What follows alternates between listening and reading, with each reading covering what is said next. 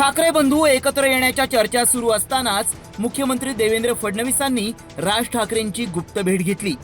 एवढंच नाही तर राज ठाकरेंच्या वाढदिवसाचं निमित्त साधून शुभेच्छाही दिल्या. त्यामुळे मनसे आणि ठाकरे गटाच्या युतीला ब्रेक लागल्याची चर्चा आहे. तर फडणवीसांच्या भेटीनंतर मनसेचे युती संदर्भातले सूरही बदललेत. राजसाहेब असं म्हणाले होते की महाराष्ट्राच्या हितासाठी सगळ्या मराठी माणसांनी एकत्र यायला पाहिजे.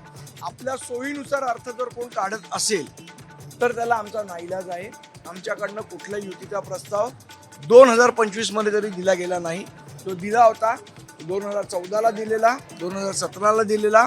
त्यावेळेला त्यांनी आम्हाला फसवलं. त्यामुळे दोन्ही पक्षाचे कार्यकर्ते आणि नातेवाईकांच्या दबावामुळे पुन्हा युतीची बोलणी सुरू होणार की 2014 आणि 2017 प्रमाणे युतीच्या चर्चा हवेतच विरणार याकडे राज्याचं लक्ष लागलंय.